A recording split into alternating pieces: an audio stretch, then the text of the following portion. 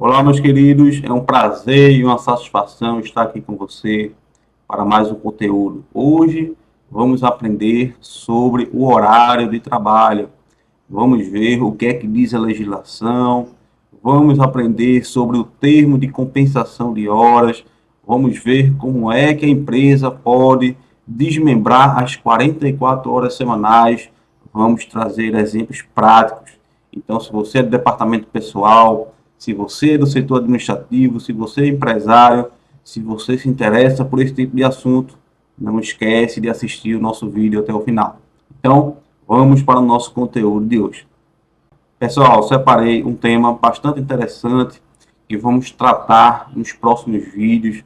Ao longo aí de algumas semanas, vamos trazer conteúdos interessantes sobre a jornada de trabalho, horário de trabalho, compensação de horário, folha de ponto, diversos assuntos relacionados à jornada de trabalho do funcionário.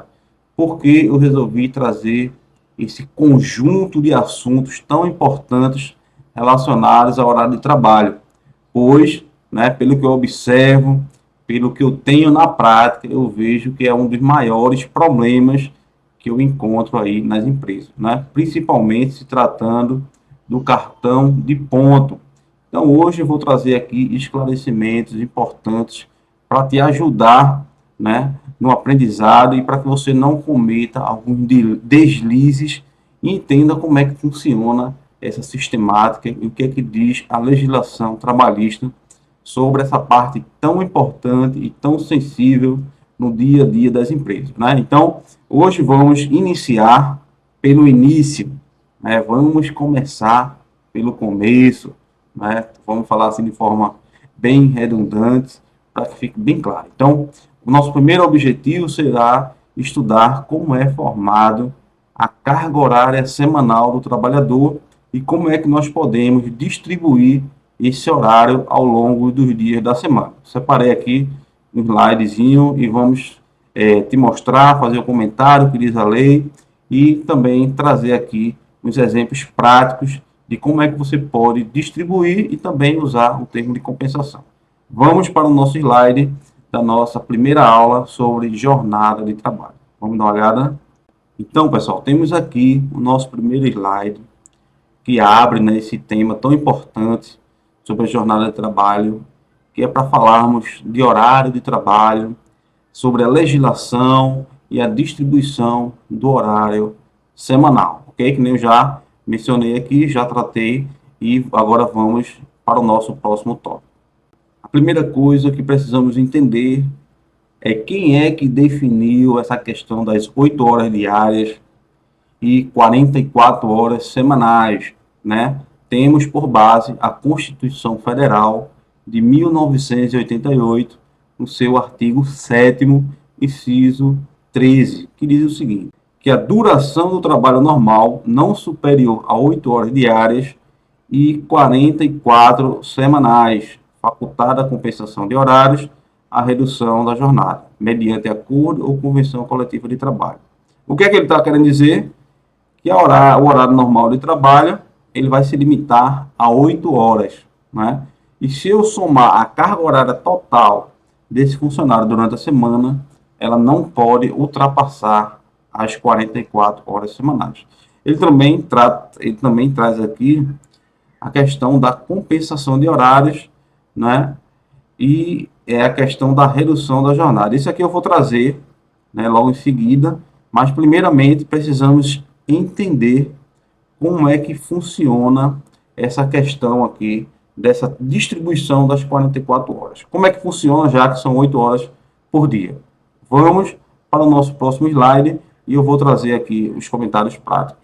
Depois que nós já sabemos, né, essa questão das 44 horas semanais e a limitação de 8 horas diárias, temos que entender o seguinte, que a CLT, no artigo 74, ela diz que o horário de trabalho será anotado em registro de empregados. Ou seja, antigamente você comprava aquele livrinho de registro de empregados, então todos os funcionários que entravam na empresa, a empresa ia anotava de caneta, né, o nome da mãe, os documentos, a data que esse funcionário entrou, o número do PIS, o valor do salário, né? Então, tudo isso aí era colocado no livro de registro de empregados. Depois começou a se modernizar mais um pouco, né? Começou a ser utilizado a ficha de registro, que é a mesma coisa. A única mudança é o seguinte, que a pessoa não precisava mais preencher aquilo ali de caneta, né? O próprio sistema de cadastro de funcionários já preenchia essa ficha com todas as anotações, né? Inclusive com todos os históricos de salário, de alteração de função, dos afastamentos.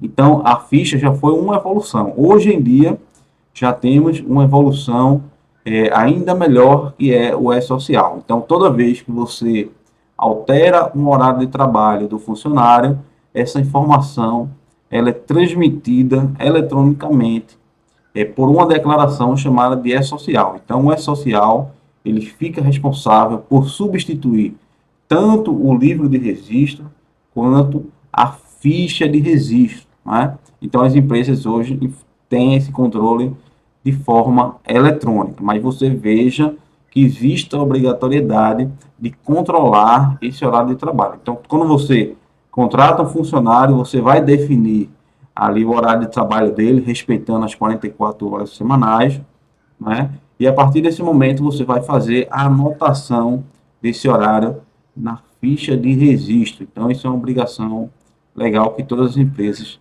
ela deve fazer, ok? Então, vamos aqui para o nosso próximo slide. Então, temos aqui o nosso primeiro modelo de horário, que são a distribuição das 44 horas semanais, que é o que prevê ali a Constituição, que nós fizemos a leitura e fizemos os comentários também. Então, como é que eu poderia fazer, né, para distribuir essas 44 horas? Eu coloquei aqui o modelo que é muito adotado, principalmente ali em empresas comerciais, né? Eles utilizam muito esse modelo aqui de 8 horas de segunda a sexta-feira e trabalham uma parte do sábado, né?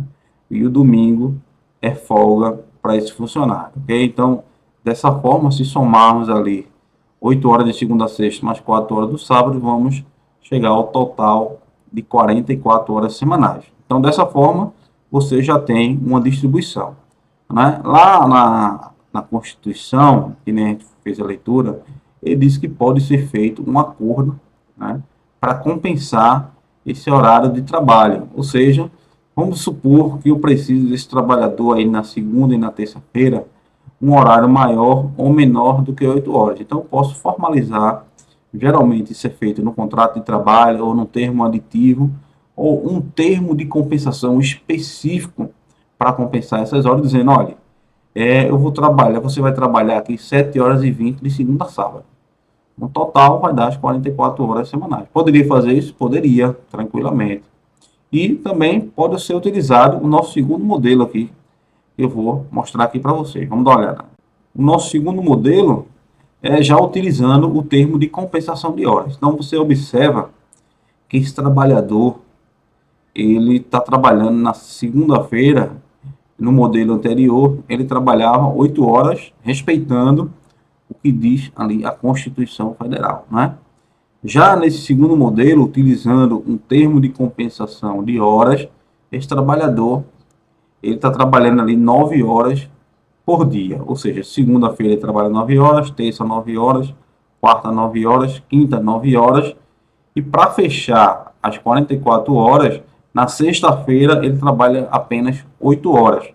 Então, se você somar isso aí, vai dar as 44 horas semanais da mesma forma, e dessa maneira você também cumpre o limite ali que é estabelecido pela Constituição Federal, que são as 44 horas semanais. Nessa carga horária, ela também é muito utilizada, pois os trabalhadores ali eles são beneficiados, né? Eles têm um pouquinho durante a semana, mas ele tem 2 dias de folgas tranquilamente aí. E eu acredito que seja uma carga horária bem interessante que as empresas acabam adotando. A construção civil, geralmente, nas convenções coletivas, eles gostam muito desse horário, né? As empresas comerciais também, que não trabalham ali no final de semana, utilizam bastante esse horário. A ressalva que a gente tem que fazer é o seguinte, você precisa ter o termo de compensação de horas. Por quê? Vamos supor que o funcionário não tenha anotado, né, aliás, assinado esse termo de compensação de horas e todos os dias ele está trabalhando ali 9 horas. A Constituição Federal, ela diz que é o limite de 8 horas diárias. Então, ele poderia, né, questionar que todo dia ele está fazendo uma hora extra. É isso? Aí você pode ser, né, que existe um questionamento, mas não fechou as 44 horas, aí já é outra questão que vai envolver uma demanda judicial, um questionamento, as partes vão se defender, mas você observa que por um simples detalhe você gerou um desgaste. Então, por que não sanar esse problema logo de imediato, na hora que você está contratando ou na hora que você está alterando o horário de trabalho desse funcionário, você já não faz esse termo de compensação de horas, que seria uma prática muito mais inteligente do que depois você tentar brigar na justiça e tentar reverter um erro que poderia ter sido sanado. Então, a partir desse momento, você já sabe em que situações você vai utilizar o termo de compensação de horas.